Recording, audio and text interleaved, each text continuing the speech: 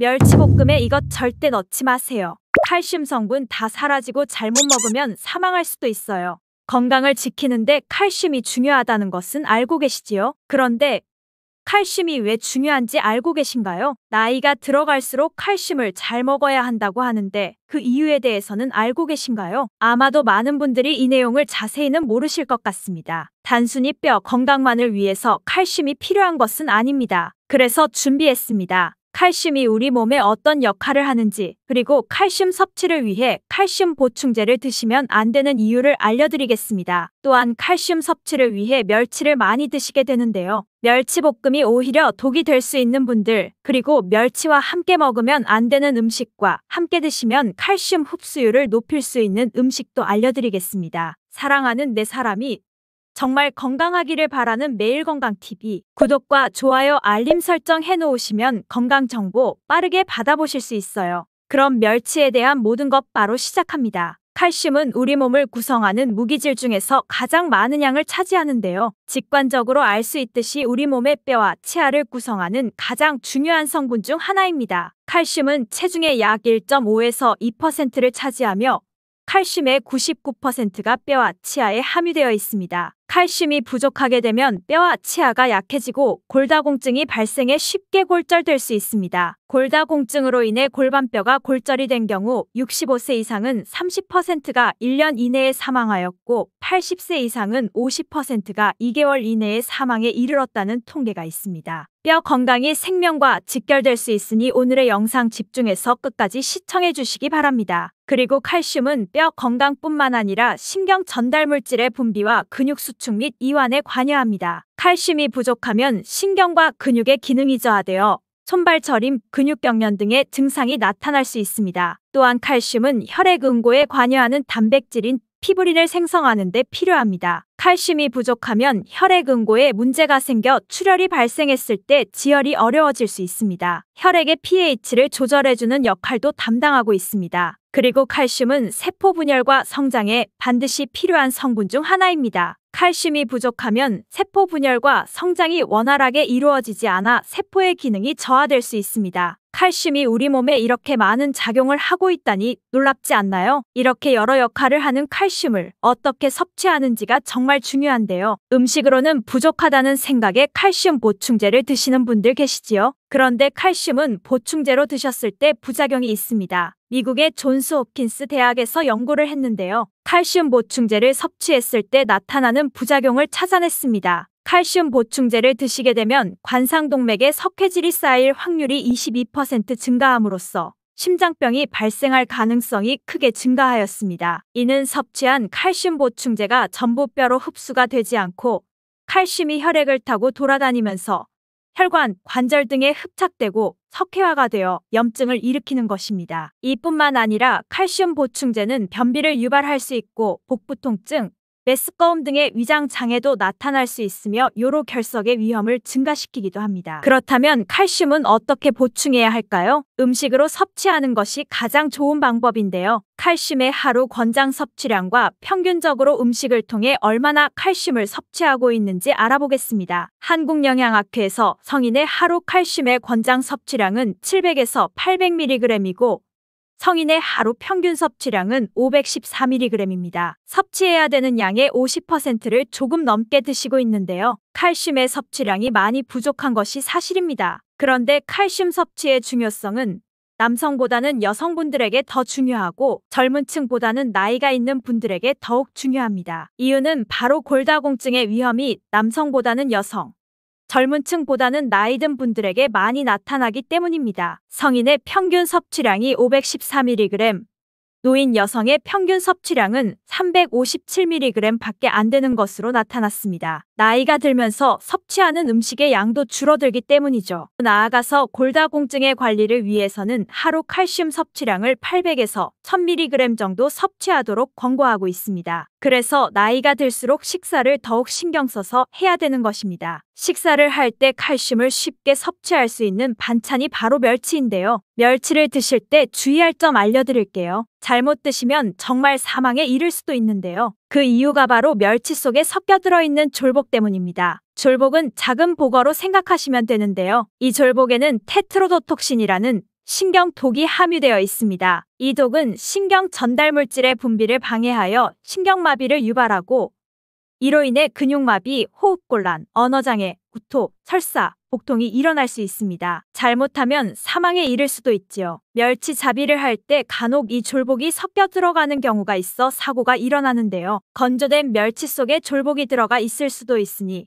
꼭 확인하셔서 졸복은 버리고 멸치만 드시기를 바랍니다. 멸치의 종류는 크기에 따라 분류를 하는데요. 1.5cm 이하 새멸치, 1.5에서 3cm 자멸치, 3에서 4.5cm 소멸치, 4.5에서 7.6cm 중멸치, 7.7cm 이상 대멸치, 각각 칼슘의 함량도 다른데요. 새멸치에는 100g당 칼슘의 함량이 약 509mg으로 칼슘의 함량이 제일 높고 대멸치에는 100g당 칼슘의 함량이 약 206mg으로 가장 적게 함유되어 있습니다. 보통 대멸치는 국물 육수를 낼 때 많이 사용하지요. 새멸치는 멸치 볶음으로 만들어 드시잖아요. 이 멸치 볶음이 칼슘 섭취를 위해 정말 좋은 반찬이 되는 것입니다. 이 멸치 볶음을 할 때 주의사항이 있어요. 멸치 볶음할 때 고소한 맛을 위해 견과류도 함께 넣어 많이들 드시잖아요. 그런데 이 견과류와 멸치를 함께 먹게 되면 견과류에 있는 피트산이란 성분이 칼슘의 흡수를 방해하게 됩니다. 피트산은 식물의 씨앗이 자신을 보호하기 위해 만들어내는 물질로서 일종의 자연독성 물질입니다. 견과류를 먹는다고 해서 몸에 이상이 생기지는 않지만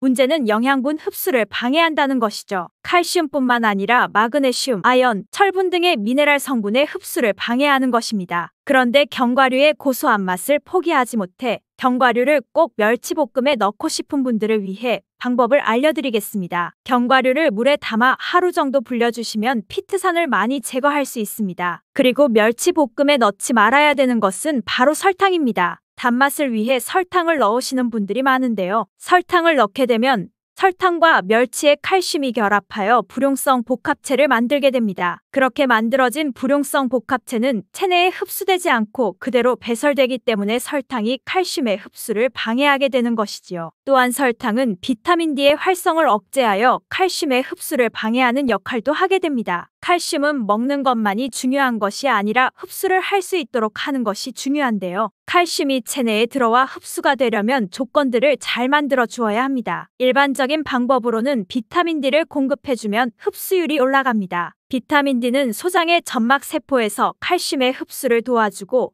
체내의 칼슘을 재사용할 수 있도록 도와줍니다. 비타민 D를 섭취해 체내로 공급해주거나 비타민 D가 체내에서 합성이 되도록 하면 되는데요. 하루에 20분 정도 햇빛을 쬐면 자외선에 의해 체내의 비타민 D가 합성이 됩니다. 또 칼슘의 흡수율을 높이려면 젖당, 비타민C, 단백질 등이 체내에 적절하게 있어야 합니다. 젖당, 비타민C는 장내의 환경을 산성으로 만들어주어 칼슘의 용해도를 높여 흡수하기 쉽게 도와줍니다. 그리고 단백질은 칼슘과 결합하여 칼슘이 체내에 흡수되기 쉽도록 만들어주는 역할을 합니다. 칼슘을 잘 흡수하기 위해서는 유산균과 함께 드시는 것도 좋은 방법인데요. 식품을 통해 칼슘을 섭취하면 보통 소장에서 칼슘을 흡수하게 되는데요. 유산균과 함께 드시게 되면 대장에서까지 칼슘을 흡수할 수 있는 것으로 알려져 있습니다. 그 이유는 칼슘이 세포에 쉽게 스며들 수 있도록 하는 환경을 유산균이 만들어주고 단백질과의 합성을 촉진시켜주어 흡수를 원활하게 해주기 때문입니다. 이렇게 멸치의 칼슘을 잘 흡수하기 위해 멸치볶음을 할 때 함께 넣으면 좋은 음식이 있는데요. 멸치와 함께 먹으면 좋은 음식 3가지 알려드릴게요. 첫 번째는 우엉입니다. 우엉에는 이눌린이라는 성분이 함유되어 있는데요. 이눌린은 과당이 여러 개가 연결되어 있는 다당류로서 쉽게 소화되지 않고 장까지 도달하게 됩니다. 이눌린은 장에서 프락토 올리고당으로 분해되는데요. 이 과정에서 장내 유익균인 비피더스균을 증식하는 데 도움을 줍니다. 이 비피더스균이 장내에서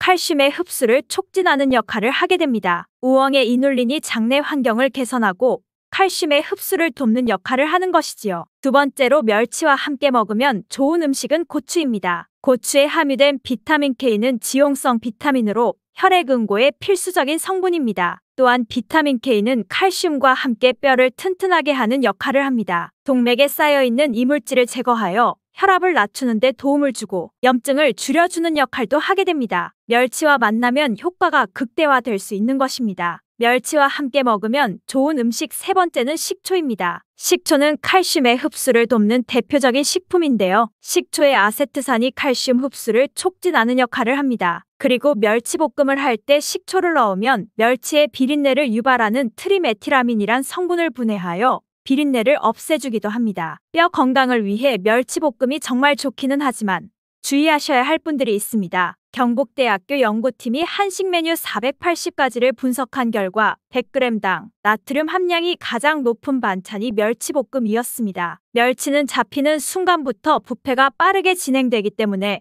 대부분 마른 멸치로 유통이 되는데요. 부패를 막기 위해 천일염을 넣은 끓는 물에 살짝 데쳐 그늘에 말리는 방법으로 마른 멸치가 만들어지게 되는데요. 이 과정에서 다량의 소금이 멸치에 흡수되는 것입니다. 세계보건기구에서는 하루 소금의 섭취 권장량을 5g으로 권고하고 있습니다. 한국인의 평균 소금 섭취량은 10g 정도로 권고량의 2배 정도 섭취하는 것으로 추정하고 있는데요. 첫 번째로 고혈압이 있는 분들은 멸치 볶음을 드실 때 주의하셔야 합니다. 고혈압이 있는 상태에서 소금을 과하게 섭취하게 되면 합병증이 발생할 가능성이 높아지는데요. 바로 뇌경색과 심장질환이 나타날 수 있습니다. 멸치 15g에는 소금이 약 1g 정도 함유되어 있습니다. 고혈압이 있는 분들은 식사할 때 멸치볶음을 한두 젓가락만 드시기를 권장합니다. 왜냐하면 멸치 외에도 우리나라 식단에는 소금이 많이 들어있기 때문입니다. 대표적으로 김치가 있지요. 그 밖에도 찌개류, 젓갈, 장아찌 같은 음식에도 소금의 함량이 매우 높으니 주의하셔야겠습니다. 두 번째로 주의하셔야 할 분들은 당뇨가 있는 분들입니다. 당뇨가 있는 분들이 소금을 과하게 섭취하게 되면 혈당 조절이 어려워져 당뇨의 증상이 악화될 수 있습니다. 세 번째로는 위장병이 있는 분들입니다. 소금의 섭취가 많을 때 특히 위에 영향을 많이 주게 되는데요. 위암의 발생이 소금의 섭취와 직접적인 연관이 있는 것으로 알려져 있습니다. 소금을 과하게 섭취하게 되면 위장 점막을 손상시키고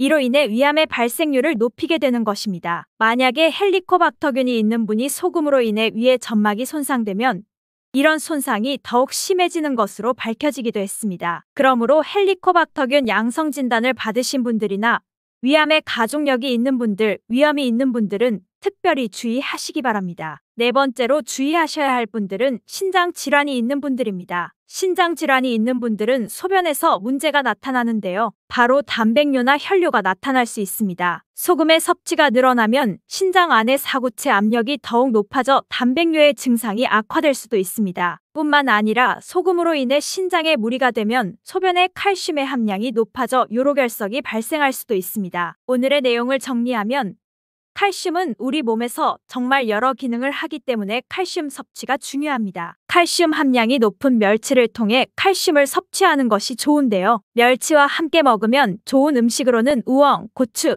식초가 있었습니다. 그리고 멸치와 함께 먹으면 안 되는 음식은 견과류와 설탕이 있었습니다. 멸치 섭취 시 주의하셔야 할 분들은 고혈압, 당뇨가 있는 분, 위장과 신장이 안 좋은 분들이 있었습니다. 우리의 선조들은 기력이 많이 약해진 환자에게 녹두죽을 먹여 몸을 회복시켜 주었는데요. 그만큼 몸이 약해진 환자들의 몸에도 흡수가 잘 될 만큼 녹두가 우리 몸에 좋다는 것이지요. 그런데 이렇게 좋다는 녹두도 잘 알고 드셔야 하는데요. 녹두는 무엇과 어떻게 먹어야 하는지 그리고 주의할 점은 무엇인지 모두 알려드릴게요. 한의학에서는 약으로 사용할 정도로 약효가 뛰어난 식재료가 녹두입니다. 우리 선조들은 이 약효를 잘 알고 일반 가정에서도 많이 사용했습니다. 이런 녹두가 만병의 근원인 고혈압과 당뇨에도 좋다는 사실 알고 계셨나요? 그런데 이렇게 좋다는 녹두도 잘 알고 드셔야 하는데요. 잘못 드시면 우리 몸에 독이 될 수 있고 잘 알고 드시면 보약이 될 수도 있어요. 녹두는 무엇과 어떻게 먹어야 하는지 그리고 주의할 점은 무엇인지 모두 알려드릴게요. 녹두 껍질에 까끌거리는 거친 식감을 싫어하시는 분들이 껍질을 까고 녹두 알맹이만 드시는데요. 녹두에 놀라운 영양 성분들이 거의 껍질에 있기 때문에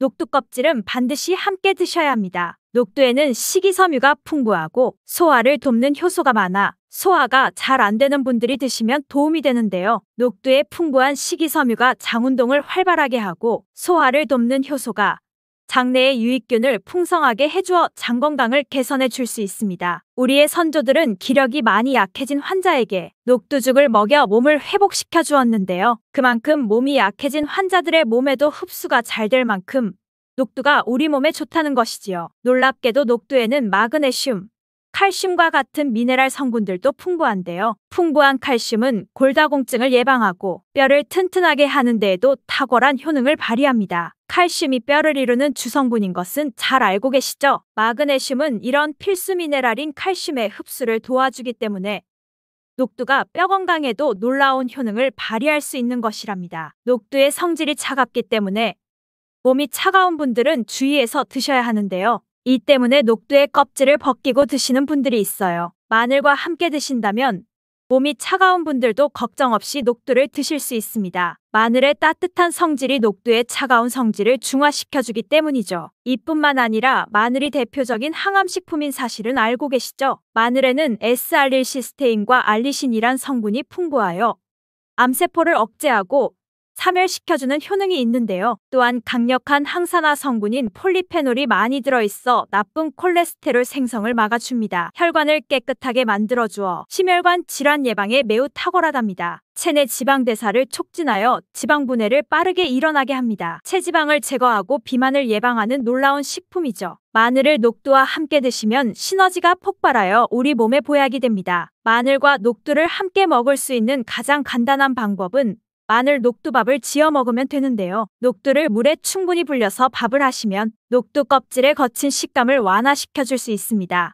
녹두라고 하면 생각나는 대표적인 음식이 녹두 빈대떡일 텐데요. 맛있는 녹두 빈대떡에 돼지고기를 갈아서 함께 부쳐 먹기도 하죠. 이 방법은 영양학적으로도 탁월한 조합이 됩니다. 녹두에 부족한 필수 아미노산인 트립토판 같은 성분이 돼지고기에 풍부하게 들어있기 때문인데요. 트립토판이나 메티오닌 같은 필수 아미노산은 우리 몸에서 자체 생성되지 않아 반드시 음식을 통해 섭취해야 하는데요. 돼지고기가 이런 아미노산의 최고의 공급원이 될 수 있답니다. 나이가 들면서 기력이 약해진 분들이 녹두와 돼지고기를 함께 드시게 되면 기력 회복에 놀라운 효능을 느낄 수 있을 거예요. 또한 돼지고기에는 단백질이 풍부하여 근육을 튼튼하게 하는 데 도움을 주고 풍부한 비타민 B1은 피로 회복과 신경 안정에도 매우 효과적이랍니다. 철분도 풍부해 나이가 들며 부족해지는 철분 보충에도 효과를 볼 수 있고 필수 지방산인 리놀레산이 많아 동맥경화와 고혈압 같은 성인병 예방과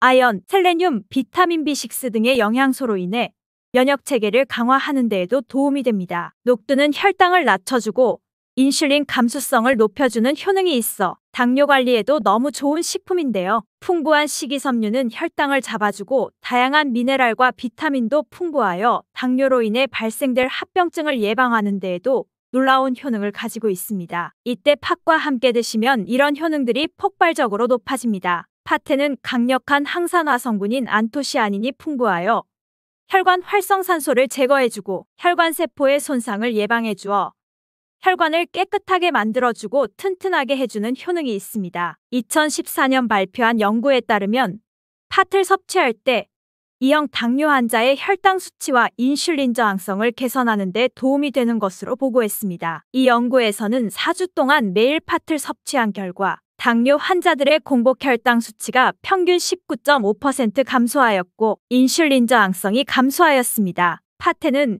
현미쌀의 10배 이상, 바나나의 4배 이상 많은 칼륨을 함유하고 있는데요. 칼륨은 몸 안에 나트륨을 배출하고 당뇨 환자의 신장 기능을 강화시켜주고 혈압 상승을 억제해주는 효능이 있습니다. 팥은 한의원에서 다이어트를 위한 처방을 할 때 사용되는데요. 팥의 풍부한 칼륨은 이뇨작용을 하여 부종을 경감시켜줍니다. 특히 쉽게 붓고 살이 잘 찌는 분들에게 더욱 효과가 좋은데요. 한 실험에서는 실험쥐에 팥 추출물을 먹였더니 근육 손실 없이 체지방 함량이 30% 이상 줄었고 몸무게도 37%나 감소한 결과를 발표하기도 했습니다. 녹두는 우리 몸 안의 독소를 제거해주는 효능이 탁월하여 해독제로도 많이 사용되었는데요. 독소뿐만 아니라 중금속과 혈관 내의 노폐물 제거에도 탁월한 효능이 증명되고 있습니다. 녹두의 차가운 성질은 우리 몸의 열을 낮춰주고 스트레스를 해소하는 역할도 해주고 녹두로 속을 채운 베개는 두통을 완화하는 데 도움이 되기도 합니다. 다만 이런 효능 때문에 녹두를 드실 때 주의하셔야 하기도 하는데요. 평소 몸이 찬 분이 녹두를 많이 드시면 오히려 몸에 해가 될 수 있습니다. 녹두의 찬 기운은 염증을 완화시켜주며 진통 효과를 발휘하기도 합니다. 스트레스로 열이 오르고 신경이 예민해지는 증상도 완화시켜줄 수 있습니다. 다만 평소에 몸이 찬 분들이 녹두를 많이 드시면 위장장애를 일으켜 복통과 설사 같은 증상이 나타날 수 있습니다. 이런 분들이 녹두를 드시려면 앞에서 알려드린 대로 마늘과 함께 드시기 바랍니다. 나이가 들면서 한의원에서 지은 보약을 드시는 분들이 많아지는데요. 보약,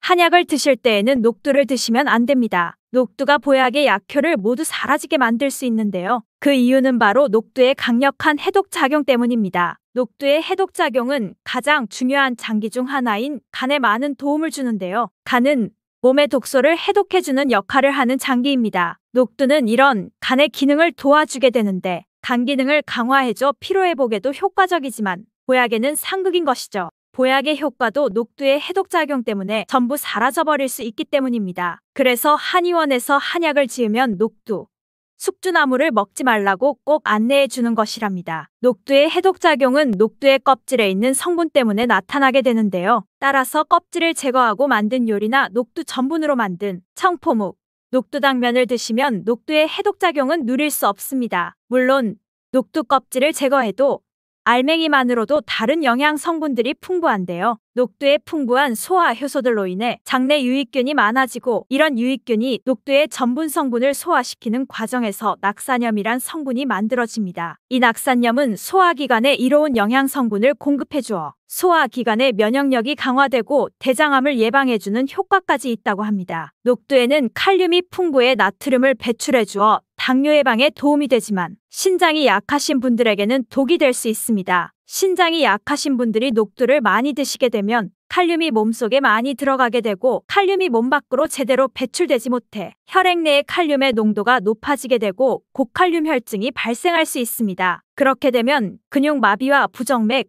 심장마비 등의 심각한 증상이 발생할 수 있으니 주의하셔야 합니다. 혈관 건강에 도움을 주는 양파에 대해 얼마나 알고 계신가요? 놀라운 효능이 정말 많은 양파에 대해 알려드릴게요. 양파는 우리나라 음식에서 빠지지 않는 필수 식재료입니다. 양파는 매운맛이 특징이지만 당도가 5브릭스 정도가 될 정도로 단맛이 높은 식품인데요. 저장성이 좋고 어떤 음식과도 궁합이 좋으며 약성이 높은 기능성 식재료입니다. 허준의 동의보감에서는 양파는 호총이라 하며 성질이 따뜻하고 맛이 매우면서 음식이 소화되게 해 위로 기운을 내린다. 또한 오장육부에 두루 이롭다 라고 기록되어 있습니다. 양파에는 소화를 돕는 섬유질이 풍부하여 장 건강에 이롭습니다. 섬유질은 장내 세균의 건강한 균형을 유지하며 변비 예방에도 효과적입니다. 더불어 양파는 면역 체계를 강화하는데 도움을 줄 수 있습니다. 항바이러스, 항균, 항진균 효과가 있는 성분이 포함되어 있어 감기나 다른 감염병에 걸릴 위험을 줄여줍니다.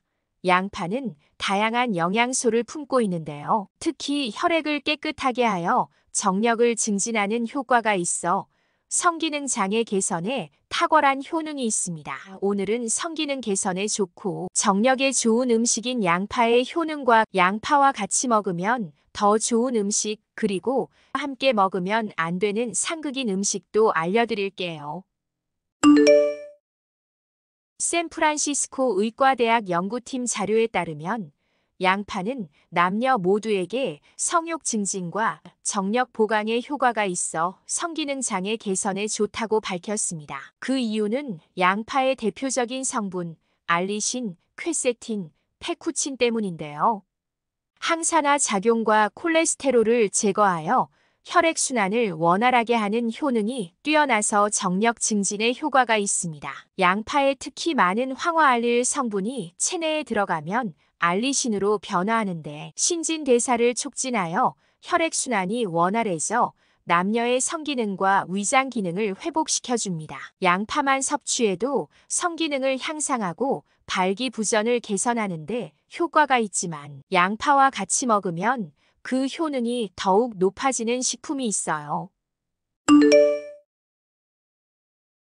양파와 같이 먹으면 정력에 좋은 음식 첫 번째 식품은 마늘입니다. 국가표준 성분표 자료에 따르면 마늘에는 알리신 성분이 풍부한데요. 혈액순환을 개선하여 성기능을 향상시키고 발기부전을 개선하는 데 큰 도움이 됩니다. 따라서 양파와 마늘을 같이 먹는 것은 정력 강화에 도움이 됩니다. 양파와 같이 먹으면 정력에 좋은 두 번째 식품은 호박씨입니다. 호박씨에는 아연이 풍부하게 들어있는데요. 아연은 테스토스테론 수치를 높이고 성기능을 향상하는 데 큰 도움이 됩니다. 따라서 양파와 호박씨를 같이 먹는 것은 정력을 높여 발기부전을 개선하는 데 효과가 있습니다. 양파와 같이 먹으면 정력에 좋은 세 번째 식품은 바나나입니다. 바나나는 칼륨, 비타민 B, 부포테닌, 트립토판, 식이섬유가 풍부한데요. 세포에 일정한 포도당을 제공하고 혈압 조절, 원활한 근육 수축, 성욕 촉진 등 성관계할 때 힘을 낼 수 있도록 해줍니다. 따라서 양파와 바나나를 같이 먹는 것은 정력 향상과 성기능 장애 개선에 큰 도움이 됩니다. 양파의 첫 번째 효능은 정력 증진 효과라는 것을 먼저 말씀드렸습니다. 양파의 효능 두 번째는 암 예방입니다. 양파와 마늘 등을 섭취하는 것만으로 암을 예방한다는 사실이 밝혀졌습니다. 양파와 마늘의 섭취가 암과의 연관성을 살펴보기 위해 이탈리아와 스위스에서 행해진 암 관련 연구 데이터를 분석한 결과 매주 7인분 이상의 양파를 섭취하면 양파를 먹지 않는 경우에 비해 결장암에 걸릴 위험이 반으로 줄어드는 것으로 나타났습니다. 양파 1인분은 약 109g으로 성인 여성의 주먹보다 약간 작은 정도라고 생각하면 됩니다. 이외에도 양파와 마늘을 많이 먹으면 구강암, 인두암, 신장암, 난소암 위험이 감소합니다. 양파의 좋은 효능 세 번째는 혈관 건강입니다.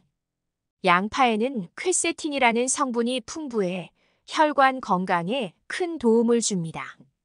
퀘세틴은 플라노보이드 계열 식물성 색소입니다. 대표적으로 혈관벽의 손상을 막는 효능이 있습니다.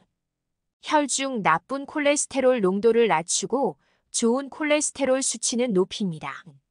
HDL 콜레스테롤이 높으면 심혈관 질환의 위험인자 중 하나를 없앨 수 있습니다.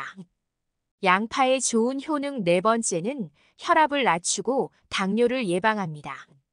양파는 혈관에 낀 나쁜 기름을 제거해 혈액순환을 개선하고 혈압을 낮추는 데 도움이 됩니다. 서울의료원이 고혈압 환자 8명에게 4주 동안 양파를 복용시킨 결과 이전과 비교해 수축기 평균 혈압이 떨어진 것으로 나타났습니다. 이러한 양파 효능은 퀘세틴이라는 항산화 물질에서 비롯되는 것입니다. 퀘세틴은 항산화 작용을 통해 혈관의 지방과 콜레스테롤이 축적되는 것을 억제함으로써 당뇨, 고혈압 등의 질병을 예방하는 데 도움을 줍니다. 이렇게 몸에 좋은 양파와 상극인 음식은 어떤 것들이 있을까요? 양파와 상극인 음식 첫 번째는 꿀입니다. 양파는 소화 과정에서 가스를 생성할 수 있습니다. 특히 민감한 사람들은 양파를 섭취한 후 소화불량, 가스 형성 또는 속쓰림 같은 증상을 경험할 수 있습니다. 꿀도 당분 함량이 높기 때문에 일부 사람들에게는 소화에 부담을 줄 수 있습니다. 두 성분을 함께 섭취하게 되면 소화 부담이 더 커질 수 있습니다. 양파와 꿀의 조합은 몸의 pH 균형을 깨뜨릴 수 있습니다. 양파는 알칼리성 성질을 가지며 꿀은 약산성 성질을 가지고 있습니다. 두 성분을 동시에 섭취하게 되면 몸의 pH 균형이 깨질 수 있어 건강에 부담을 줄 수 있습니다. 양파와 상극인 음식 두 번째는 튀김입니다. 특히 양파튀김, 맥주 안주로 혹은 간식으로 양파튀김을 드시는 분들이 있습니다. 하지만 양파는 튀김으로 만들 경우 영양소가 크게 파괴됩니다. 양파튀김은 고온에서 튀겨질 때 주요한 영양소 대부분이 손실됩니다. 따라서 양파 튀김은 생양파에 비해 영양 가치가 크게 감소합니다. 양파 튀김은 튀김 과정에서 많은 기름을 흡수하게 되므로 지방 및 칼로리 함량이 크게 증가합니다. 체중 증가, 심혈관 질환의 위험 증가와 같은 건강 문제를 초래할 수 있습니다. 고온에서 튀기는 과정에서 유리화합물 아크릴 아마이드가 생성될 수 있습니다. 아크릴 아마이드, 암발병 위험을 높일 수 있는 물질로 알려져 있습니다. 양파와 상극인 음식 세 번째는 새우입니다. 양파는 다양한 요리에 활용되다 보니 새우볶음밥을 하거나 새우튀김을 할 때도 같이 활용되는 경우들이 많습니다. 하지만 양파와 함께 새우를 섭취하는 것은 결석을 유발할 수 있습니다. 그 이유는 양파에 있는 초산이 새우와 반응하여 초산 칼슘이 만들어지게 됩니다. 초산 칼슘은 자주 섭취하게 될 경우 결국 결석이 생길 수 있기 때문입니다.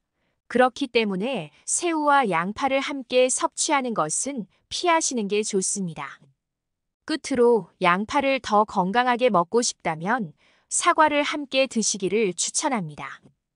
양파와 사과는 바로 퀘세틴 성분이 이들을 엮어줍니다. 식이섬유가 많아 장 건강에 좋은 사과에도 퀘세틴 성분이 많아요. 사과의 식이섬유는 콜레스테롤을 줄이는 작용을 합니다. 양파와 사과의 퀘세틴은 몸에 나쁜 활성산소가 정상 세포를 침범해 염증으로 악화되는 것을 예방하는 작용을 합니다. 상처 치유에도 효과가 좋아요. 양파, 마늘, 대파 등 백합과 채소가 위암 발생 위험을 낮추는 이유도 이런 항산화 효과 때문이지요. 양파의 많은 크롬 성분은 인슐린 분비를 촉진시켜 혈당을 안정적으로 조절할 수 있게 돕는 무기질입니다. 크롬 성분이 밥빵 등으로 몸에 들어온 탄수화물의 포도당 대사를 도와 혈당 조절을 도와주어 몸의 항상성을 유지하는 데 크게 기여합니다. 지긋지긋한 관절염 때문에 조금만 걸어도 너무 힘들어 하셨는데 들깨를 그렇게 드시더니 이제는 훨훨 날아다니십니다. 들깨의 놀라운 효능이 궁금하시지요? 다 알려드릴게요.